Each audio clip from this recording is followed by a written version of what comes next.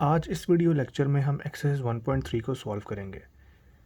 तो exercise 1.3 solve करने से पहले आपको एक्सरसाइज 1.3 की थ्योरी की वीडियो देखना लाजमी है ताकि आपको इन सारे सवालों के जवाब आसानी से समझ आ जाएं। तो स्टार्ट करते हैं क्वेश्चन नंबर 1 से। Which of the following matrices are comfortable for addition? इन सब मैट्रिसेस में जो गिवन है कौन से मैट्रिसेस कंफर्टेबल हैं एडिशन के लिए। तो जिस तरह हमने पहले बात की थी, जिन मैट्रिसेस का ऑर्डर सेम होता है वो मैट्रिसेस हमारे पास इजीली ऐड हो जाते हैं। तो हमारे पास ये सारे मैट्रिसेस गिवन थे। तो अगर मैं इसका ऑर्डर देखूँ तो 3/2, इसका ऑर्डर देखूँ तो 2/1, 2 रोज एक कॉलम, 3/2, 2/1, 2x2, 3x2। सोल्यूशन में हमारे पास ये जो डी मैट्रिक्स था ये 2+1 था, इसको मैंने सॉल्व कर लिख दिया 3 3। फिर मेरे पास दूसरा मैट्रिक्स था एफ, इसको मैंने सॉल्व करके 3 2 5 2 -4 3 सॉल्व करके लिख दिया। ऑर्डर इनका चेंज नहीं हुआ। तो जब मैं इनके ऑर्डर को कंपैरिजन करता हूँ तो मुझे पता चलता है matrix A and E are comfortable for addition. A का ऑर्डर भी गया 2x2, ई का ऑर्डर भी गया 2x2, तो मैं इनको आराम से ईजीली ऐड कर सकता हूँ। दूसरा, B and D matrix are comfortable for addition. Matrix B 2x1, matrix D 2x1। इन मैट्रिक्स को भी मैं आपस में ऐड कर सकता हूँ। C matrix C and F are comfortable for addition. Matrix C 3x2 और मैट्रिक्स एफ 3x2। इन मैट्रिक्स को भी मैं आपस में कंफर्टेबली ऐड कर सकता हूँ। तो कौन से मैट्रिक्स हम ऐड कर सकते हैं? ऐसे मैट्रिक्स जिनका ऑर्डर सेम हो। तो इस सवाल में हमने ये बताना था, ये मैट्रिक्स हमारे पास गिवन थे और ये हमने बता दिया इनमें से कौन कौन से मैट्रिक्स आपस में कंफर्टेबल हैं एडिशन के लिए। सेकेंड क्वेश्चन में हमारे पास है find additive inverse of the following matrices. जिस तरह हमने थ्योरी के लेक्चर में पढ़ा था, एडिटिव इनवर्स बेसिकली हमारे पास नेगेटिव ऑफ अ मैट्रिक्स होता है। मतलब जब हम एक मैट्रिक्स के सारे साइंस चेंज कर दें तो बन जाता है नेगेटिव, और उस नेगेटिव को हम बोलते हैं additive inverse of a matrix. तो अगर मेरे पास एक मैट्रिक्स गिवन है, अगर मैं को मुझे इसका एडिटिव इनवर्स निकालना है तो मैं क्या करूँगा, मैं इसके साइन चेंज कर दूंगा, एंट्रीज के साइन चेंज कर दूंगा। तो हम इसका सोल्यूशन देख लेते हैं। मैट्रिक्स ए गिवन है, मैंने इसका एडिटिव इनवर्स निकालना है। सोल्यूशन में मेरे पास नेगेटिव ए लिख दिया और सारे साइन में अंदर चेंज कर दिया। 2 -2 -2 2 4 -4 1 -1। बी मैट्रिक्स 1 -1 2 -2 3 -3 0 0 आ गया। -1 1 -2 2 -1 3 -1 1 3 -3 1 -1 4 -4 -2 2। इसी तरह मैट्रिक्स डी हमारे पास 1 था, -1 -3 3 2 -2 0 0 -2 2 1 -1। तो हम देख सकते हैं कि जो भी हमारे पास मैट्रिक्स गिवन है, हमने उसका एडिटिव इनवर्स कैसे फाइंड किया, उन सारे मैट्रिक्स की जो एंट्रीज हैं उनके साइन हमने चेंज कर दिए हैं। इसी तरह जो फर्दर हमारा मैट्रिक्स है, मैट्रिक्स सी एंड एफ, उनकी भी हमने एंट्रीज का साइन चेंज कर दिया। +1 -1 +1 -1 +√3 -√3 +√2 -√2 +1 -1 +1। उम्मीद है आपको इस सवाल की यहाँ तक समझ आ गई होगी। हमारा अगला जो क्वेश्चन है, क्वेश्चन नंबर 3, वो है if A is this matrix, B is this matrix, C is this matrix, D is this matrix. इनका ऑर्डर देख लेते हैं। हमारे पास क्या ऑर्डर है? इसका ऑर्डर है 2/2, इसका ऑर्डर है 2x1, इसका ऑर्डर है 1x3। एक रो है 3 कॉलम है, और इसका क्या है 2x3, 2 रोज हैं 3 कॉलम है। अगर आपको ये ऑर्डर वाला कॉन्सेप्ट समझनी है तो आप मेरी प्रीवियस थ्योरीज के लेक्चर देखें, आपको बेहतर समझ आ जाएगी। मैं उन सब वीडियोस का लिंक इस वीडियोस की डिस्क्रिप्शन में दे दूंगा। क्वेश्चन 1, ए प्लस मैट्रिक्स 1 1 1 1, ये कौन सा मेरे पास मैट्रिक्स है? 2x2। मेरे पास मैट्रिक्स ए क्या था? वो भी 2x2। मतलब ये दोनों मैट्रिक्स आपस में कंफर्टेबली एडिशन हो सकते हैं। तो सोल्यूशन की हेडिंग डालने के बाद मैंने इस क्वेश्चन को दोबारा लिख दिया। यहाँ मैंने ए मैट्रिक्स पुट कर दिया, यहाँ ये जो मैट्रिक्स गिवन था उसको ले आया, बीच में एडिशन का साइन। अब मैंने जब उनको सॉल्व किया तो आपको पता है एडिशन का जो रूल है, जो क्रॉसपॉन्डिंग एंट्रीज हैं वो आपस में ऐड होती हैं। -1 ऐड होगा +1, 2 ऐड होगा +1 के साथ, 2 ऐड होगा +1 के साथ, 1 ऐड होगा +1 के साथ। मतलब जो क्रॉसपॉन्डिंग एंट्रीज हैं वो आपस में ऐड होंगी। जब उनको आपस में ऐड करेंगे तो आप देख सकते हैं हमारे पास सोल्यूशन आ जाएगा 0 3 3 एंड 2। अब इसी तरह हम अगर दूसरे सवाल का पार्ट देखें तो सवाल है b प्लस -2 3, इनको ऐड करना है। तो बी मैट्रिक्स मेरे पास क्या है 2x1 का, इसका मेरे पास ऑर्डर किया जो मैट्रिक्स गिवन है 2x1। तो अगर मैं इनको ऐड करता हूँ, मैंने पहले सवाल लिख दिया, फिर मैंने बी मैट्रिक्स लिखा जो मुझे गिवन है, बीच में एडिशन का साइन जो इक्वेशन में गिवन है, और ये मैट्रिक्स जो इक्वेशन में गिवन है। इनको जब ऐड किया तो 1 प्लस ब्रैकेट -2 -1 + 3, इनको जब सॉल्व किया तो मेरा आंसर आया 1 -2 एंड 2। इसी तरह 1 -2 एंड 2 को अगर हम फर्दर सॉल्व करते हैं तो हमारे पास आंसर आता है -1 2। तो हमने सवाल में देखा जो मेरे पास मैट्रिक्स गिवन था वो दोनों आपस में कंफर्टेबल थे एडिशन के लिए। इन दोनों को मैंने ऐड कैसे किया, क्रॉसपॉन्डिंग एंट्रीज को मैंने आपस में सॉल्व किया तो मेरे पास आंसर क्या है -1/2। इसी तरह पार्ट नंबर 3 को देखें तो C + -2 1 3। इस मैट्रिक्स अगर मैं ऑर्डर देखूँ तो ये क्या है 1 × 3, एक रो है 3 कॉलम है। तो ये C मैट्रिक्स है तो कंफर्टेबल है मैट्रिक्स के लिए। मैंने पहले क्वेश्चन लिख लिया, फिर मैंने C मैट्रिक्स की वैल्यू पुट की, बीच में इक्वेशन वाला साइन प्लस का और ये मैट्रिक्स जो गिवन था। तो मैं देख सकता हूँ कि क्रॉसपॉन्डिंग एंट्रीज जब सॉल्व हुई हैं तो 1 + -2 क्या बनना 1 - 2 -1 + 1 0 2 + 3 5 और इनको जब मैंने आगे फर्दर सॉल्व किया 1 - 2 = -1 0 0 5 5। तो इस पार्ट नंबर 3 का मेरे पास ये सोल्यूशन है। अगला मेरे पास क्वेश्चन है D + दिस मैट्रिक्स। इस मैट्रिक्स का ऑर्डर किया 2 × 3। अगर हम पीछे देखें तो D मैट्रिक्स का भी ऑर्डर किया 2 × 2, मतलब ये मैट्रिक्स कंफर्टेबल है एडिशन के लिए।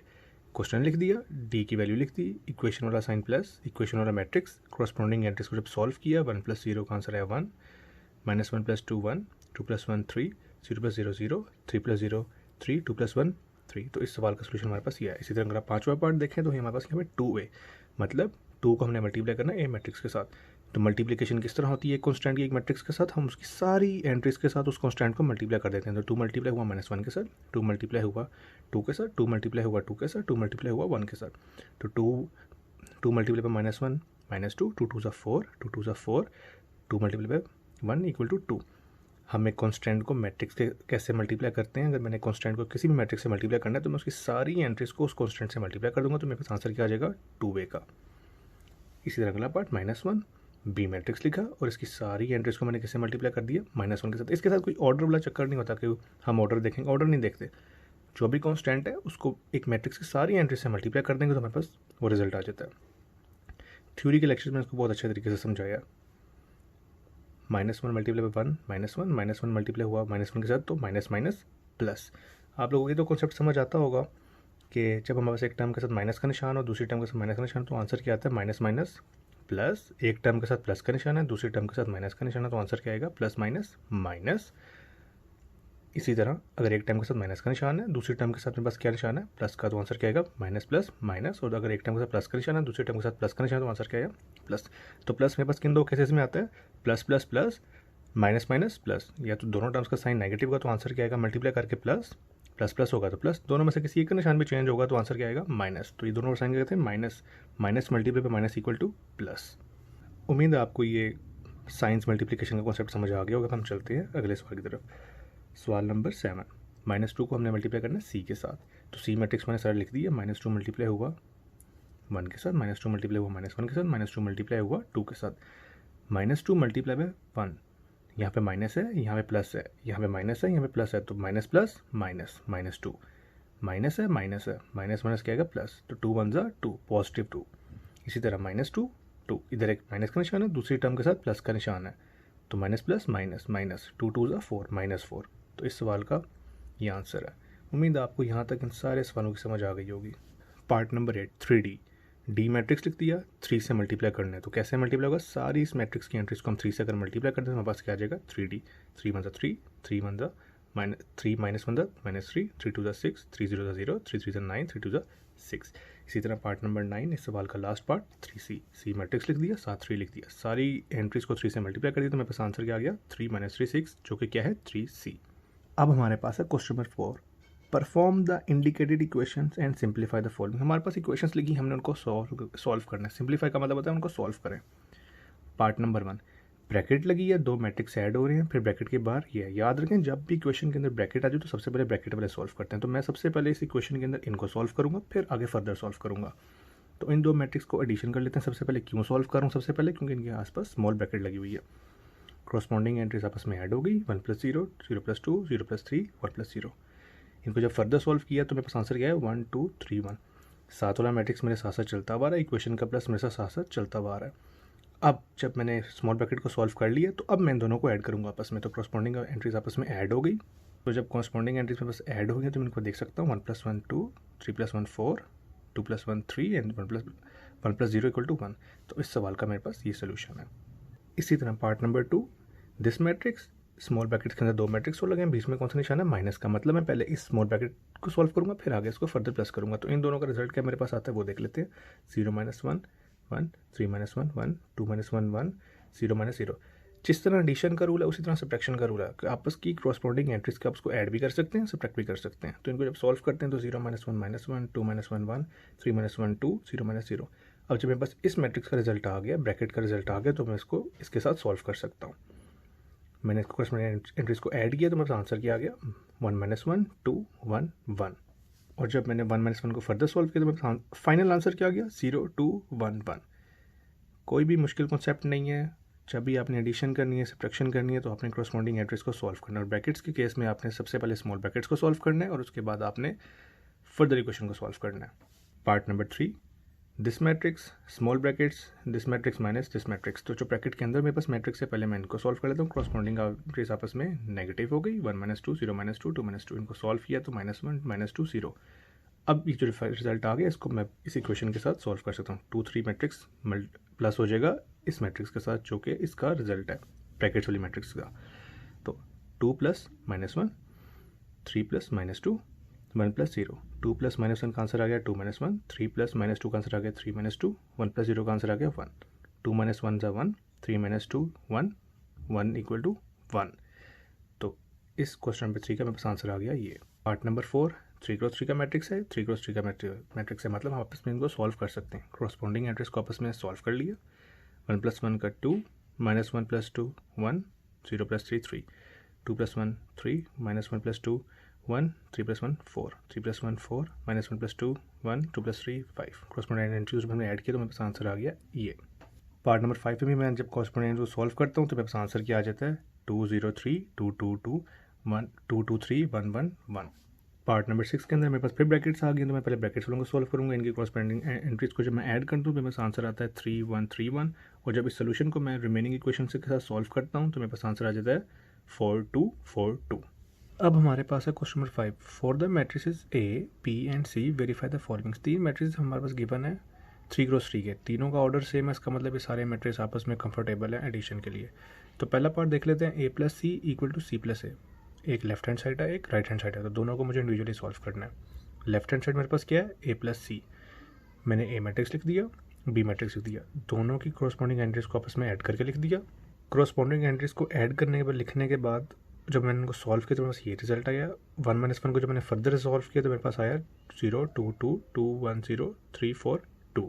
इसी तरह राइट हैंड साइड मेरे पास है C + A। C मैट्रिक्स लिख दिया, A मैट्रिक्स लिख दिया, क्रॉसपोंडिंग एंट्रीज को मैंने ऐड करके बस में लिख दिया। और जब मैंने उनको फर्दर सॉल्व किया तो मेरा आंसर आया 0 2 2 2 1 0 3 4 2। लेफ्ट हैंड साइड मेरे पास इक्वल है बिल्कुल राइट हैंड साइड के। लेफ्ट हैंड साइड मेरे पास इक्वल है राइट हैंड साइड के, it's mean left hand side equal to right hand side. हमने ये इक्वेशन सेटिस्फाई कर ली है।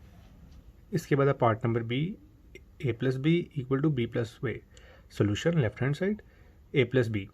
मेरे पास यहाँ पे A मैट्रिक्स था, B मैट्रिक्स था, इनकी क्रॉसपोंडिंग एंट्रीज को मैंने ऐड कर दिया। ऐड करके जब मैंने उनको सॉल्व किया तो मेरे पास आंसर आया 2 4 4 1 1 0 4 3 3। तो ये मेरे पास आ गया लेफ्ट हैंड का आंसर।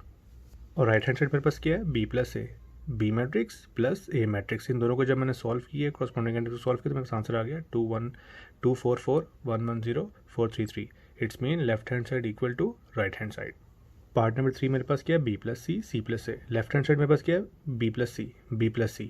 इक्वेशन में मेरे पास B पहले मैट्रिक्स है, मैंने B लिखा, फिर प्लस लिखा, फिर मैंने C मैट्रिक्स लिख दिया। क्रॉसपोंडिंग एंट्रीज को जब मैंने सॉल्व करके लिखा, इनको जब फर्दर सॉल्व किया तो मेरे पास जो फाइनल आंसर आया लेफ्ट हैंड साइड का वो आया 0 2 4 -1 -4 2 1 5 5।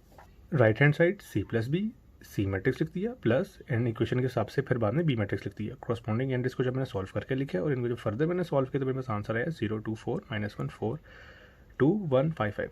लेफ्ट हैंड साइड मेरे पास इक्वल है राइट हैंड साइड के।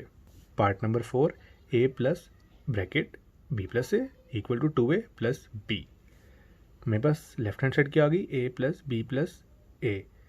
इसका क्या मतलब है, ये जो मेरे स्मॉल ब्रैकेट्स में वैल्यू लिखी है सबसे पहले मैं इनको सॉल्व करूंगा B + A।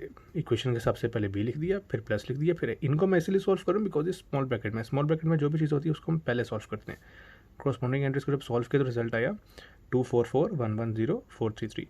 अब जब मेरे पास ये रिजल्ट आ गया तो इस रिजल्ट को मैं A के अंदर ऐड कर सकता हूँ। तो A + B + A। तो अकॉर्डिंग टू इक्वेशन अगर मैं इक्वेशन को देखूँ तो सबसे पहले मेरे पास A लिखा हुआ है, तो मैंने यहाँ पे A मैट्रिक्स लिखा, फिर मैंने प्लस का निशान डाला और फिर मैंने इनका जो रिजल्ट आया था वो लिखा। मैंने ऐसे नहीं कि मैंने इस रिजल्ट को पहले लिख दिया फिर बाद में लिख, नहीं, इक्वेशन को फॉलो करना है। पहले A मैट्रिक्स, फिर प्लस, फिर ये जो रिजल्ट ऊपर आया उसको यहाँ लिख दिया। क्रॉसपोंडिंग एंट्रीज को जब मैंने ऐड किया ऐड करने के पास जो मेरे पास फाइनल रिजल्ट आया 3 6 5 4 3 4 -1 7 4 3, ये मेरे पास आंसर आ गया लेफ्ट हैंड साइड का। राइट हैंड साइड मेरे पास क्या थी 2a + b। इधर मैं सबसे पहले 2a फाइंड करूंगा। 2a क्या मतलब 2 × a, जो भी मैट्रिक्स है सारी एंट्रीज के तो मैं 2 का मल्टीप्लाई कर दूंगा। जब सारी एंट्रीज को 2 से मल्टीप्लाई किया तो मेरे रिजल्ट क्या है 2 4 2 4 6 -2 6 2 0। अब 2a + b मेरे पास आ गया। राइट हैंड साइड मेरे पास क्या थी 2a + b। 2a मैंने ऊपर फाइंड कर लिया। इक्वेशन के मुताबिक सबसे पहले मैं 2a लिखूंगा जो मैंने ऊपर फाइंड किया। अगर पहले b लिखा होता तो मैं पहले b लिखता, लेकिन इक्वेशन में क्या है 2a, तो मैंने 2a का रिजल्ट लिख दिया प्लस इक्वेशन का, फिर b जो क्वेश्चन में गिवन है मैंने वो लिख दिया। कॉरस्पॉन्डिंग एंट्रीज को ऐड किया तो मेरे पास फाइनल रिजल्ट गया 3 6 5 3 4 -1 7 4 3। ये मेरे पास इक्वल है राइट हैंड साइड के। इसी तरह पांचवा question bracket c - b + a = c + bracket a - b। Left hand side मेरे पास क्या है bracket c - b bracket close plus a। इस ब्रैकेट में सबसे पहले मैंने क्या सॉल्व करना है c - b। क्यों? क्योंकि ब्रैकेट के अंदर लिखा है c - b लिख दिया, ये c भी गिवन है, माइनस इक्वेशन वाला आ गया b मैंने बाद में क्यों लिखा बिकॉज इक्वेशन में भी बाद में, अगर ये पहले लिखा होता मैं पहले ही लिखता। अब कॉरस्पॉन्डिंग एंट्रीज को जो मैंने सब्ट्रैक्ट किया तो मेरे पास कॉरस्पॉन्डिंग एंट्रीज को सब्ट्रैक्ट करने के बाद जो फाइनल आंसर आया -2 -2 -2 1 0 0 -1 1 -1। अब ये फाइनल आंसर इस साइड का नहीं है, ये c को सॉल्व करके ये आंसर आया। c - b को पहले सॉल्व क्यों किया बिकॉज ये ब्रैकेट के अंदर लिखा था। अब इस रिजल्ट को मैंने ऐड करना है a मैट्रिक्स के अंदर c - b + a। अब मैंने यहाँ पे पहले ये रिजल्ट लिखा है, फिर प्लस का निशान डाला, फिर ए मैट्रिक्स लिख दिया अकॉर्डिंग टू इक्वेशन। जब मैंने कॉरस्पॉन्डिंग एंट्रीज को ऐड किया तो मेरे पास रिजल्ट क्या आया -1 0 -1 3 3 -1 2 2 -1। ये मेरे पास आंसर आ गया लेफ्ट हैंड साइड का। राइट हैंड साइड में सबसे पहले मेरे पास क्या गिवन है c + a - b। ये ब्रैकेट के अंदर लिखा हुआ था। सबसे पहले मैं क्या सॉल्व करूँगा a - b मैट्रिक्स लिख दिया, सॉल्व किया तो मेरे पास आंसर क्या आया 0 0 -2 3 5 -2 2 -1 -3। इसको मैंने लिख दिया c + ब्रैकेट a - b। पहले मेरे पास सी मैट्रिक्स था, मैंने सी मैट्रिक्स लिख दिया, फिर मैंने प्लस का निशान डाला और फिर ये जो मेरे पास रिजल्ट ऊपर आया इसको मैंने यूँ लिख दिया। आपने इसको स्वैप नहीं करना, करेंगे आंसर गलत आएगा। इक्वेशन को फॉलो करना है। इक्वेशन में पहले सी है, फिर प्लस है, फिर a - b का रिजल्ट है। कॉरस्पॉन्डिंग एंट्रीज को मैंने आपस में ऐड किया। ऐड करने के बाद फाइनल रिजल्ट मेरे पास क्या है -1 0 -1 3 3 -1 2 2 -1। ये इक्वल है मेरा लेफ्ट हैंड साइड से। लेफ्ट हैंड साइड मेरे पास ये थी, राइट हैंड साइड मेरे पास ये है। List mean left hand side equal to right hand side. हमने इस इक्वेशन को सेटिस्फाई कर लिया। Part number 6 2a + b = a + bracket a + b। Left hand side मेरे पास क्या है 2a + b। 2a मुझे फाइंड करना है। मैं कैसे फाइंड करूंगा 2 को सारी a की मैट्रिक्स के साथ मल्टीप्लाई कर दूंगा। आंसर क्या है 2 4 2 4 6 -2 6 2 0। अब 2a मेरे पास आ गया 2a + b, ये 2a लिख दिया, बीच में प्लस का निशान b मैट्रिक्स। इनको जब कॉरस्पॉन्डिंग एंट्रीज को मैंने ऐड किया तो जो फाइनल रिजल्ट मेरे पास आया वो आया 3 6 5 3 4 -1 7 4 3। ये मेरे पास आ गया लेफ्ट हैंड साइड का answer.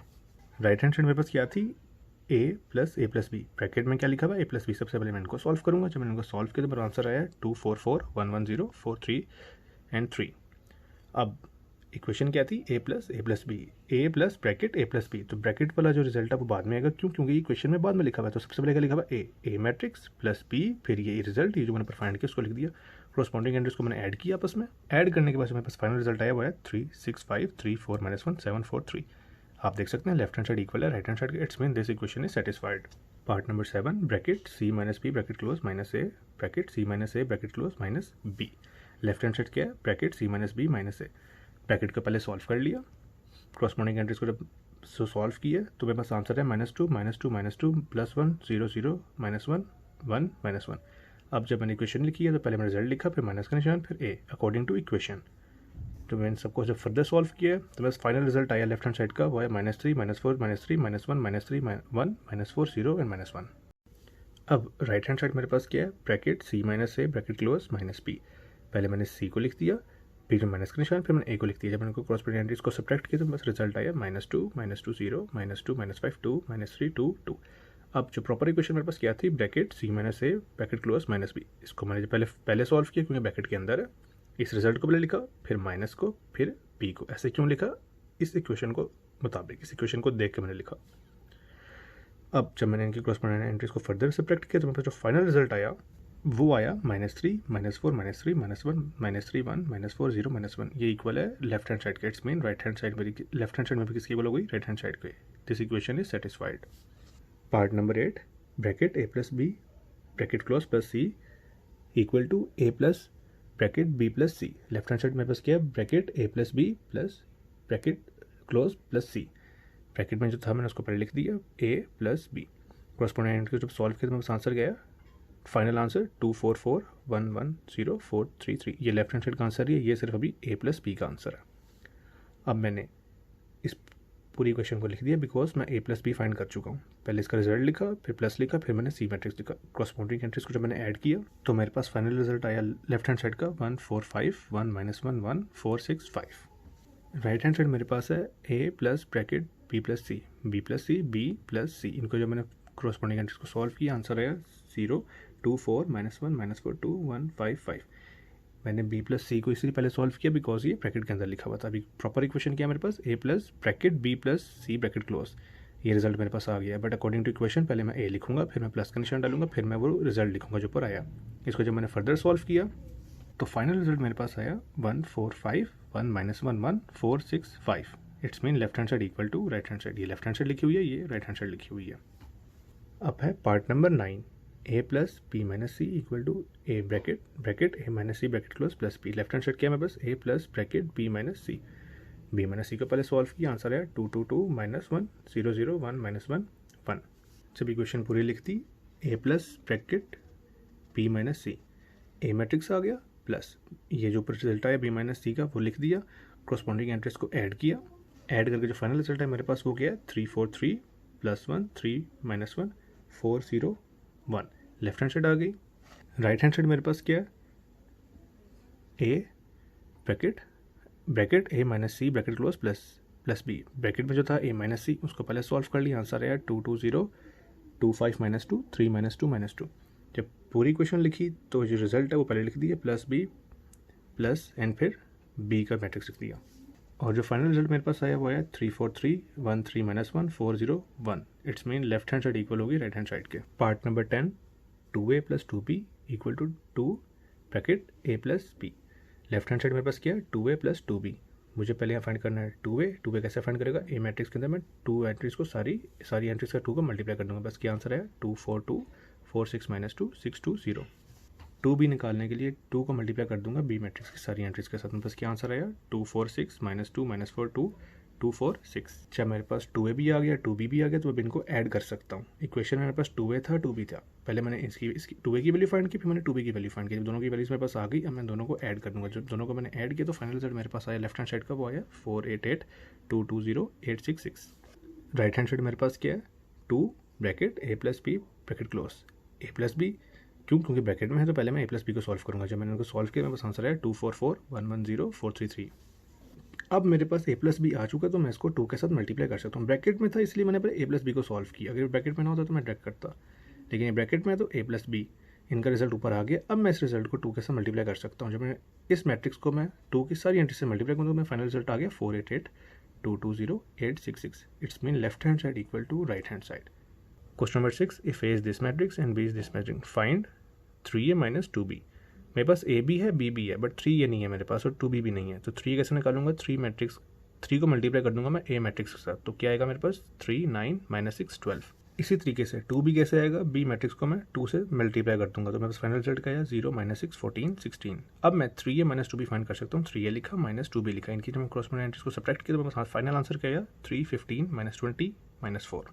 Part number 2, 2at - 3bt। अब मेरे पास a तो है b भी है, लेकिन मेरे पास a ट्रांसपोज नहीं है b ट्रांसपोज नहीं है। तो मैंने क्या करूँगा, a matrix taking transpose of a। Transpose क्या होता है, रोज को कॉलम में कर देना, कॉलम्स को रोज में कर देना। तो मैं क्या करता हूँ, मैं रोज को कॉलम में कर देता हूँ। मेरे पास ये रो थी, इसे मैंने कॉलम में कर दिया, ये रो थी, इसे मैंने कॉलम में कर दिया। तो मेरे पास क्या आ गया a ट्रांसपोज। अब मैं 2at फाइंड कर सकता हूँ। तो मैंने 2 को इस ट्रांसपोज वाले रिजल्ट से मल्टीप्लाई कर दिया। फाइनल रिजल्ट मेरे पास क्या आया 2 -4 6 8। इसी तरीके से मेरे पास b तो है लेकिन b ट्रांसपोज नहीं है, तो b matrix taking transpose of b 0 7, इसको मैंने 0 7 कॉलम में लिख दिया, -3 8 रो में थी, इसे मैंने कॉलम में लिख दिया। अब मैं 3bt फाइंड कर सकता हूँ। 3bt मैंने फाइंड किया, मैं फाइनल रिजल्ट क्या आया 0 21 -9 24। अब 280 - 3bt को मैं फाइंड कर सकता हूँ। ये आ गया 280 माइनस का निशान, फिर आ गया 3bt। इनको जब मैंने सब्ट्रैक्ट किया तो फाइनल रिजल्ट मेरे पास क्या आया 0 -25 15 एंड 16। अब मेरे पास है question number 7, if this equation equal to this matrix then find value of a and b। मेरे पास ये पूरी इक्वेशन है जो इस मैट्रिक्स इक्वल है। मैंने क्या फाइंड करना है, matrix value of a and b। Solution क्या आएगा, 2 को पहले मैं इस सारी मैट्रिक्स की एंट्री से मल्टीप्लाई कर दूंगा, इसी तरह 3 को मैं इस सारी मैट्रिक्स की एंट्री से मल्टीप्लाई कर दूंगा, इक्वल टू वैसे का वैसे आ जाएगा और ये मैट्रिक्स वैसे का वैसे आ जाएगा। जब मैंने इसको सॉल्व किया तो क्या आया मेरा आंसर 4 - 6 8 2a, प्लस का निशान वैसे ही आ गया, 3 × 1 = 3, 8 × 3 = 24, 3 b = 3b, 4 3 = -12 और ये ऐसे ही ऐसे नीचे आ गया। अब ये ऐड हो रहे हैं तो इनको मैं ऐड कर दूंगा, 4 + 3 -6 + 24, 2a - 12, 8 + 3b, ये ऐसे का जैसे नीचे आ गया। अब 4 + 3 = 7, -6 + 24 18, 8 + 3b और 2a - 12 वैसे का वैसे नीचे आ गया और ये भी वैसे का वैसे नीचे आ गया। अब मुझे पता है इक्वलिटी की क्या, इक्वलिटी की एक खासियत ये है कि जो करस्पॉन्डिंग एंट्रीज होती हैं वो हमारे पास इक्वल होती हैं। तो 8 + 3b किसकी इक्वल आ गया, 8 + 3b = 10, इसको मैंने नाम दे दिया क्वेश्चन नंबर 1।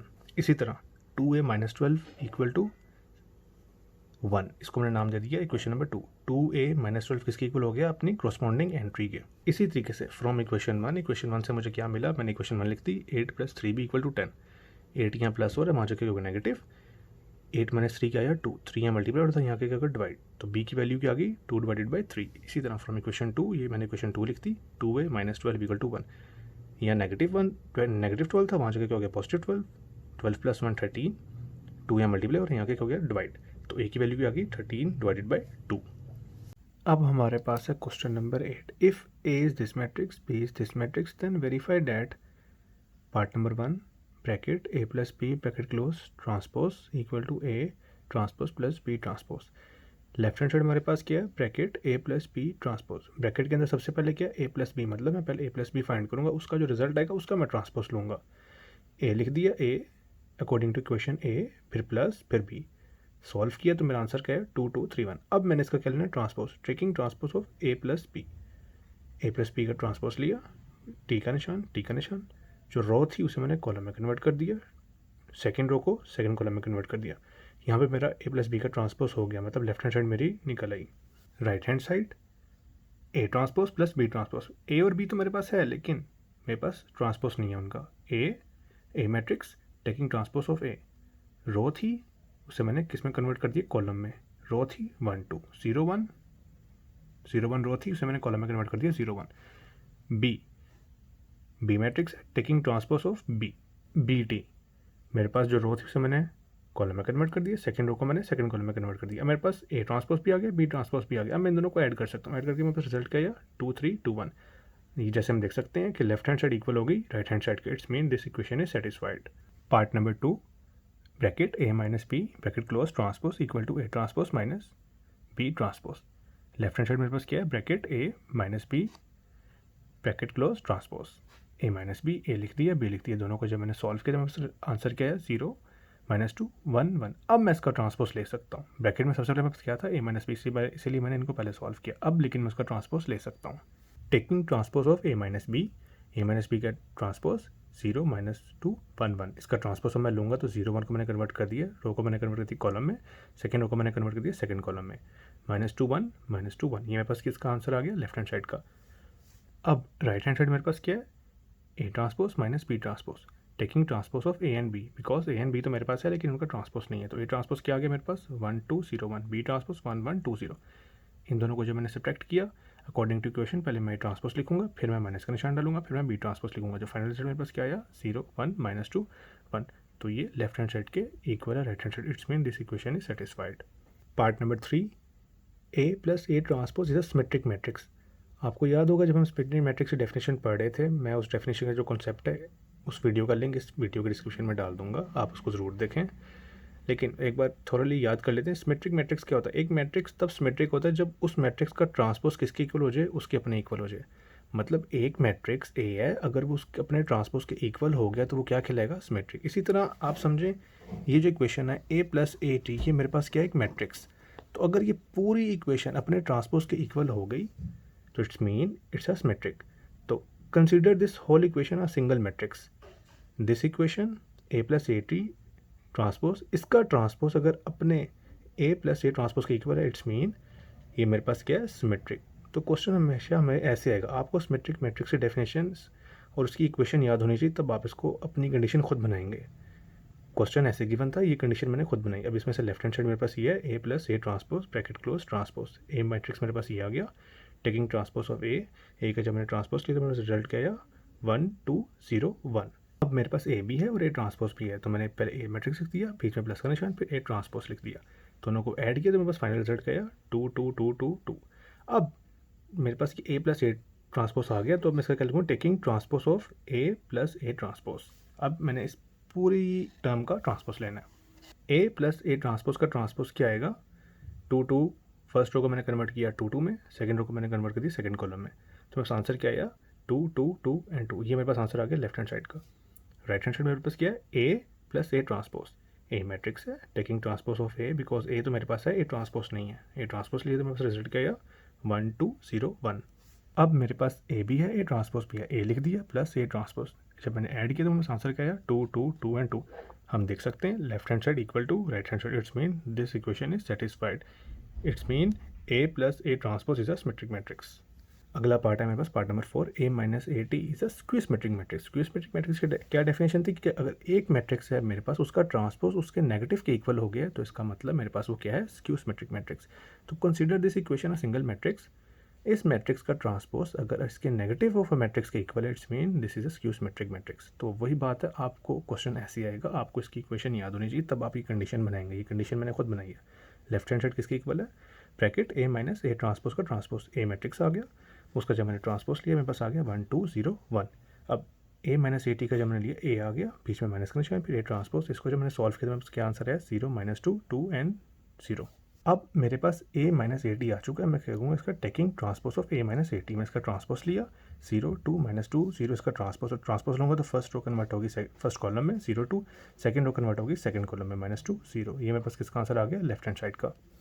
अब राइट हैंड साइड मेरे पास क्या है, minus bracket A minus A transpose, A है, मैंने उसका ट्रांसपोज लिया, मेरे पास क्या आंसर आया 1 2 0 1। मैंने को जब सब्ट्रैक्ट किया मेरे पास आंसर क्या आया 0 -2 2 0।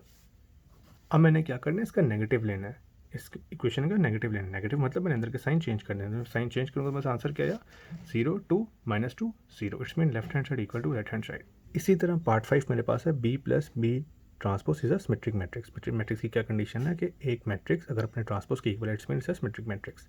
तो consider this equation a single matrix, B plus B T transpose equal to B plus B D. Left hand side में पास क्या आ गई, B plus B T transpose transpose, B matrix है, taking transpose of B matrix, वो क्या है 1 1 2 0। अब बी बी लिख दिया प्लस बी ट्रांसपोज लिख दिया, इनको जब मैंने सॉल्व किया तो मेरे पास आंसर क्या आया 2 3 3 0। Taking transpose of b plus B t, इसका जब मैंने ट्रांसपोज लिया तो फर्स्ट रो कन्वर्ट होगी फर्स्ट कॉलम में 2 3 2 3 3 0 3 0। मेरे पास क्या आंसर आ गया लेफ्ट हैंड साइड का। राइट हैंड साइड मेरे पास क्या है, B plus B transpose, B आ गया, taking transpose of B matrix, तो मेरे पास क्या है 1 1 2 0। अब बी प्लस बी टी को मैं लिखूंगा तो 1 1 2 0 प्लस 1 2 1 0। मैंने सॉल्व किया तो मेरा आंसर क्या आया 2 3 3 0। It's mean left hand side equal to right hand side. It's mean b plus B transpose is a symmetric matrix. इस एक्सरसाइज का last question, b minus B t is a skew symmetric matrix. क्या इसकी condition होती है skew symmetric की, कि एक matrix है अगर उसका नेगेटिव उसके ट्रांसपोज के इक्वल आ गया, वो क्या कहलाएगा, स्क्यू सिमेट्रिक मैट्रिक्स। मैंने अपनी कंडीशन बना ली, left hand side equal to bracket B minus B transpose equal transpose, B matrix की बना, उसका जब मैंने ट्रांसपोज लिया तो मेरे आंसर क्या है 1 1 2 0। B minus B T, B matrix आ गया माइनस बी ट्रांसपोज, इनको जब मैंने सॉल्व किया तो मेरा रिजल्ट क्या आया 0 1 -1 0। अब मैं taking transpose of b minus B t, इसका मैं ट्रांसपोज लूँगा तो फर्स्ट रो कन्वर्ट होगी फर्स्ट कॉलम में 0 -1 1 0। ये मेरे पास आंसर आ गया लेफ्ट हैंड साइड का। राइट हैंड साइड मेरे पास क्या है, इस मैंने इस इक्वेशन की नेगेटिव ले लेना है, तो बी मैट्रिक्स जब मैंने इसका ट्रांसपोज लिया तो ट्रांसपोज मेरे पास आ गया 1 1 2 0। बी माइनस बी टी किया, मेरे पास रिजल्ट आया 0 1 -1 0। अब मैंने क्या करना है, अब मैंने इस टर्म का जो मेरे पास रिजल्ट आया इसका मैंने लेना है नेगेटिव, मतलब अंदर साइन के अंदर सारी एंट्रीज के मैंने साइन चेंज कर देना। साइन चेंज की तो मेरे पास रिजल्ट क्या आया 0 -1 1 0। आप देख सकते हैं कि लेफ्ट हैंड साइड इक्वल है राइट हैंड साइड के। It's mean this equation is satisfied. हमारी ये एक्सरसाइज यहाँ तक की थी। इंशाल्लाह अगली वीडियोस में हम अगले टॉपिक्स और अगली एक्सरसाइज के सॉल्यूशंस की तरफ जाएंगे। अगर आपको ये वीडियो पसंद आई है तो इसको लाइक कर दें। इस तरह की मज़ीद वीडियोस देखना चाहते हैं तो मेरे चैनल को सब्सक्राइब कर दें और वीडियो को शेयर कर दें। शुक्रिया।